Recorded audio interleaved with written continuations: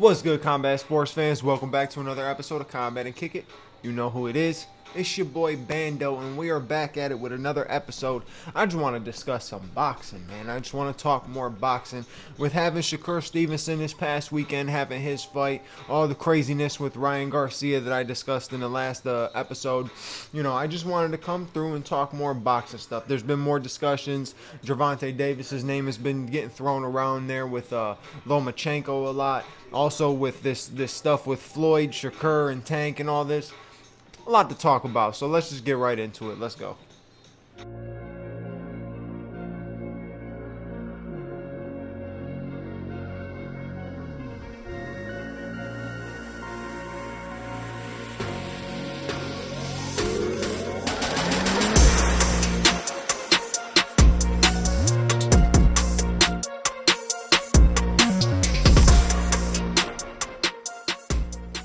So like I was saying, obviously, a lot of talks with SHAKUR Stevenson this past weekend, having a fight.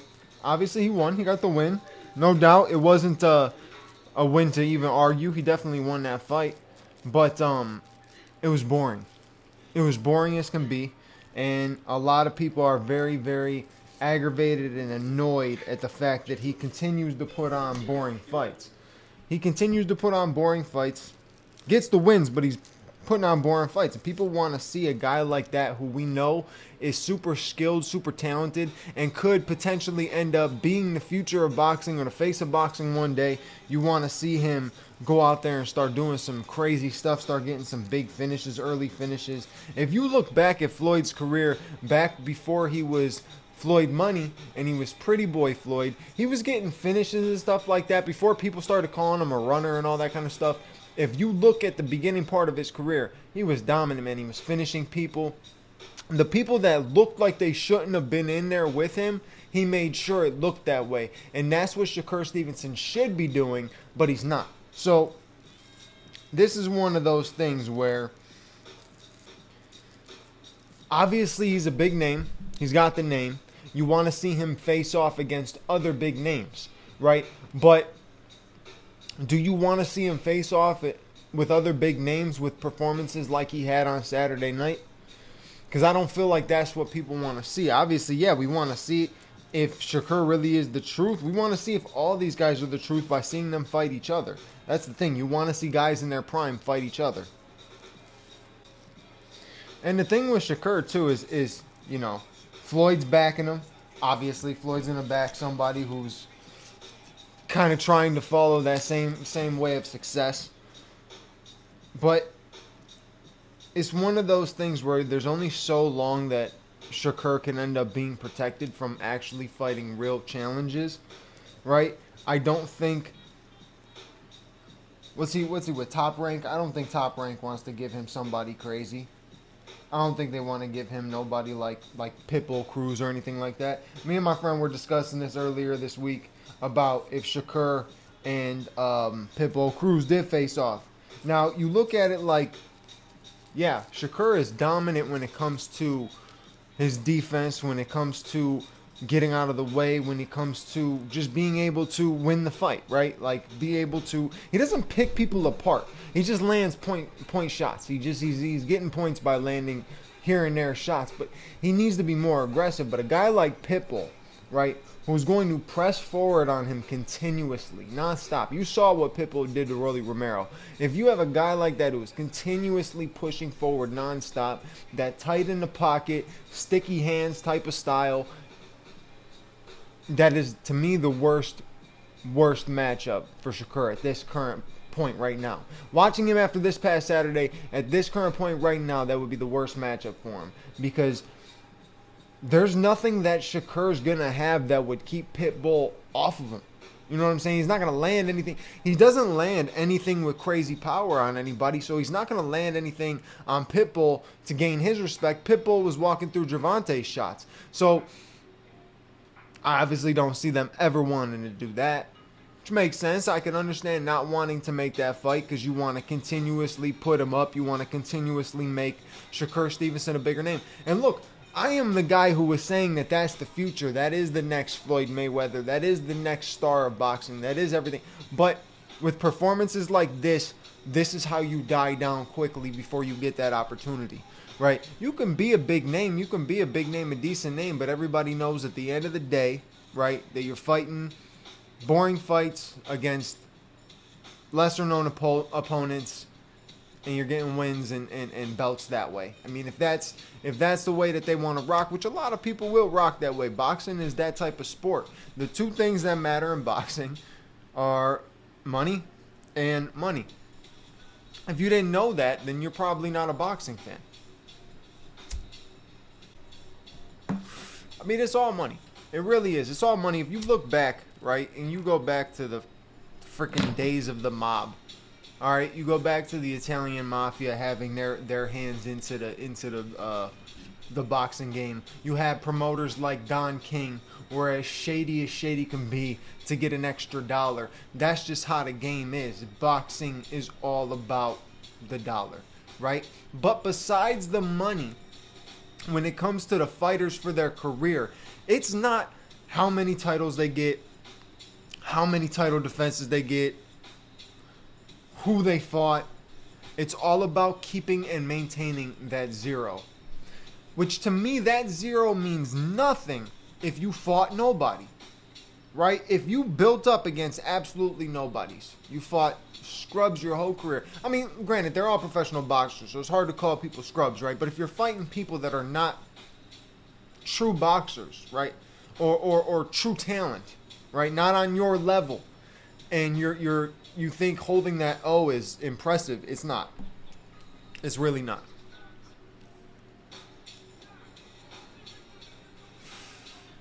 You know, it's like you look at Manny Pacquiao, and a lot of people argue for Manny Pacquiao being, you know, some people's greatest of all time, top 5 greatest of all time, top 3 of all time, top 10, whatever the case may be. You cannot argue with the fact that Manny Pacquiao is one of the GOATs, but he doesn't have a zero.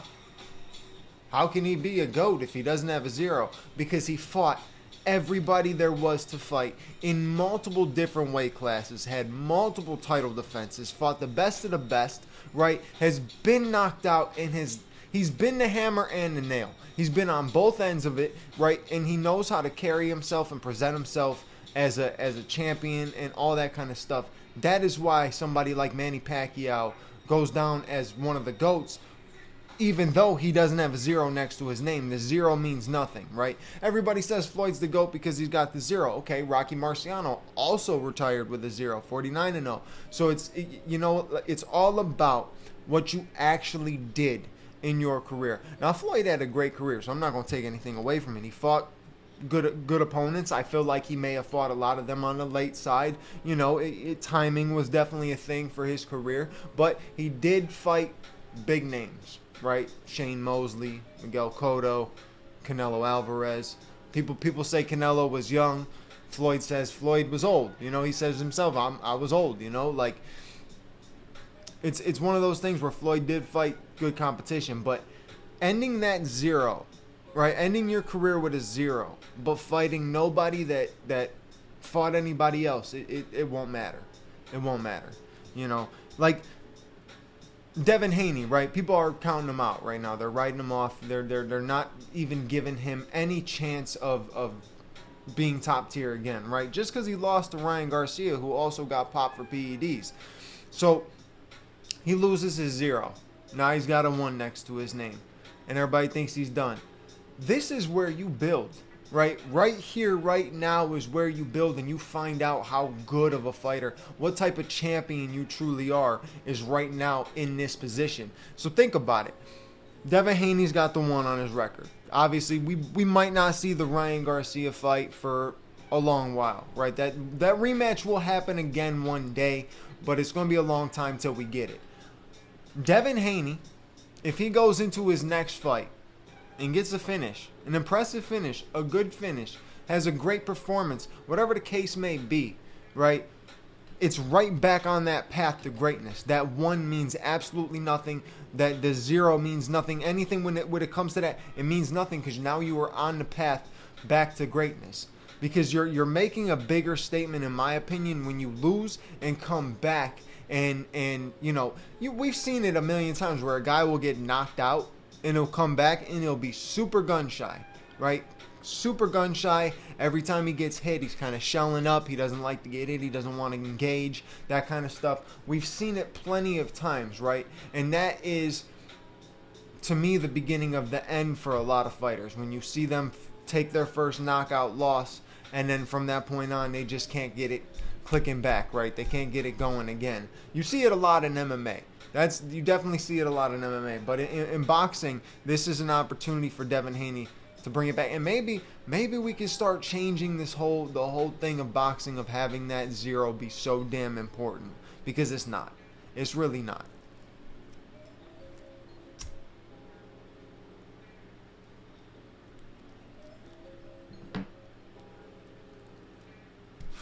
Like, think about Deontay Wilder's zero, right? Deontay Wilder was carrying that zero for so long because he was knocking all these guys out. Not super big names. No one unbelievably talented or anything like that. Nobody who was amazing. Nothing like that, right? You're talking about Bermane Stiverne. You're talking about Dominic Breazeale. Like, nobody with big names. So he's running with this, and then he gets the Tyson Fury, right? And they have that draw, and then he loses the Tyson Fury twice, right? It shows that the O didn't matter, right? The power was what carried him to getting to where he was gonna get. But now you see him. Now he's losing these fights. He's getting outboxed. His hands aren't doing what they normally do. He's not knocking people out. He's getting knocked out. It's just like that. The zero meant nothing, right? It meant nothing. Him being undefeated until he fought actual talent. You see what I mean? That meant that zero means nothing until you get to the point where you fight some guys who are true boxers, truly can box. And to me, I think Zhang is just so big, and Deontay Wilder's a very small heavyweight, and I think that's where one of the biggest issues played into. I think that played into Deontay Wilder's end of his career in general, with having to fight Tyson Fury and Zhang, both of them being massive guys on the brink of being the biggest heavyweights in the game. You know what I mean? So it's one of those things where he was definitely a smaller heavyweight than those guys, but it was until he fought good talent, right? Real talent, solid talent. You know, I mean, he fought King Kong, was a beast, right? Getting 2 wins over him. He did what he needed to do. Defensively was sound in the second fight, at least. In the first, right? He was actually losing the second fight, but he was doing enough to stay defensive and not get dropped like he did or get hurt like he did in the first fight.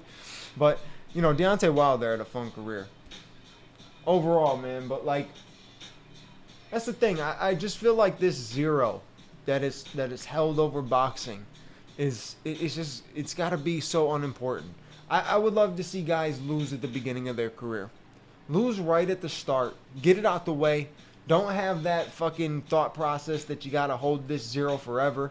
Get it out the way. Take the L and move on. Come back. You'll build a story from it. You know what I mean? Like, you look at MMA guys, and if you go undefeated in MMA, it is a feat. But if you look back at a lot of the guys who are undefeated in MMA, it all depends on who you fight. Remember that. It always comes down to who you fight. Yeah, you got a zero next to your name, but who did you fight? Boxing is all about money in the zero.